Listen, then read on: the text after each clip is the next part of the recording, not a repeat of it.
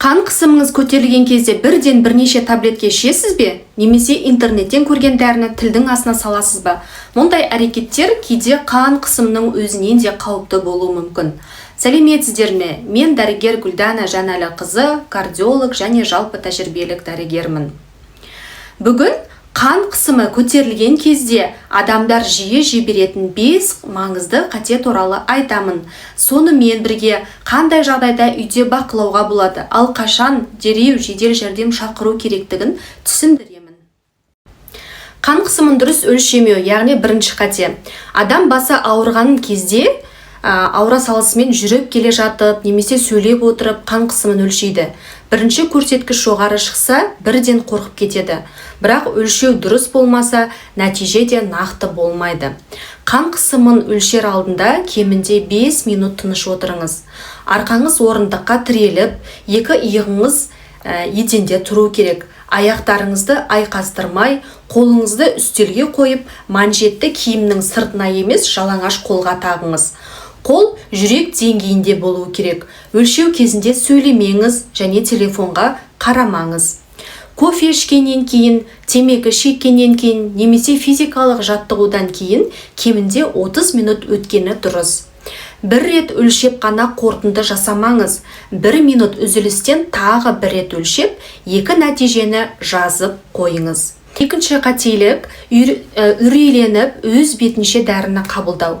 Кейбір адамдар қысымды көтерілсе, көршінің немесе туысының дәрісін қабылдайды, ал басқалары өзіне тағайындалған дәрінің мөлшерін 1-2 есеге арттырады. Бұл дұрыс емес. Қан қысымына арналған дәрілердің әсер ету механизмі мен әсер ету ұзақтығы әртүрлі. Бір адамға көмектесетін дәрі екінші адамға көмектеспейді. Ол әлсіздік, бас айналу немесе талып қалуға дейін әкелуі мүмкін. Сондықтан дәрігер алдын ала қандай дәріні, қандай қысым кезінде және қандай мөлшерде қабылдау керектігін көрсетпесе, өз бетіңізше жаңа дәрі қабылдамаңыз. Тағайындалған дәрінің мөлшерін де өз бетіңізше өзгертпеңіз. Дәрі-дәрмек бойынша әр адамға жеке жоспар қажет. Үшінші қателік бұл қысымды бірден қалыпқа түсіруге тырысу. Мысалға, қан қысымыңыз 180-ге көтеріліп кететін болса, оны бірнеше минуттың ішінде 120-ға түсіруге тырысу. Қан қысымын шамадан тыс және жылдам төмендету де қауіпті болуы мүмкін. Өйткені миға, жүрекке және бүйрекке баратын қан айналымының нашарлауы ықтимал.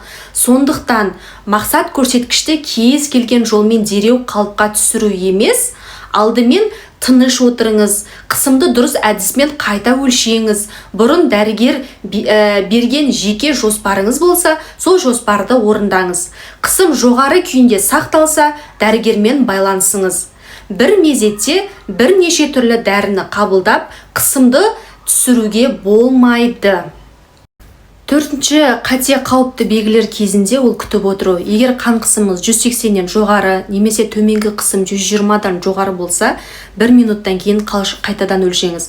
Екінші өлшеуде де осындай жоғарғы көрсеткіш сақталып, оған қоса сізде кеуде тұсы ауырса, ауа жетпей тұрса, қол немесе аяқ әлсіреп, ұйып қалса, адамның сөзі бұзылып, күрмеліп тұрса, беті қисайып, көруі кенет нашарласа, есі шатасса, немесе ерекше қатты бас ауыратын болса, қысымның өздігін түсуін күтіп отырмаңыз. Бұл инсульт не болмаса инфаркт сияқты гипертониялық шұғыл жағдайдың белгісі болуы мүмкін. Қазақстанда 103 немесе 112 нөміріне қоңырау шалыңыз. Егер қысым 180-де 120-дан жоғары болғанмен аталған қауіпті белгілер болмаса, бәрібір медицина қызметкермен мүмкіндігінше тезірек байланысуыңыз қажет. Бесінші қателік бұл қысым қалыпқа келген соң дәріні тоқтату. Қысымым қазір жақсы, демек дәрі енді керек емес деген ой өте жиі кездесетін қате. Көп жағдайда қысымның жақсы болуы дәрінің әсер етіп тұрғанын білдіреді. Дәріні өз бетінше тоқтатқаннан кейін қысым қайта көтерілуі мүмкін. Кейбір препараттарды кенет тоқтатудың әсері де өте қауіпті. Егер дәріден кейін әлсіздік, аяқтың ісінуі, құрғақ жөтел немесе басқа да жағымсыз пайда болатын болса, бұл препаратты үнсіз тоқтатып тастамаңыз. Дәрігерге айтып, дәріні немесе оның мөлшерін бірге өзгертіңіз. Гипертониялық емдеу қысым көтерілгенде ғана таблетка ішу емес. Бұл дәріні тұрақты қабылдау, қысымды күнделікті жазу және дәрігер бақылауында болу. Қорытындылайтын болсам, сонымен қан қысымы көтерілгенде біріншіден үрейленбей 5 минут тынығыңыз, екіншіден қысымды дұрыс әдіспен 2 рет өлшеңіз, үшіншіден бөтен дәріні және қосымша дозаны өз бетінше қабылдамаңыз. Төртіншіден 180-де 120-дан жоғары қысым қауіпті белгілермен бірге болса, дереу жедел жәрдем шақырыңыз. Бесіншіден күнделікті дәріңізді дәрігерсіз тоқтатпаңыз.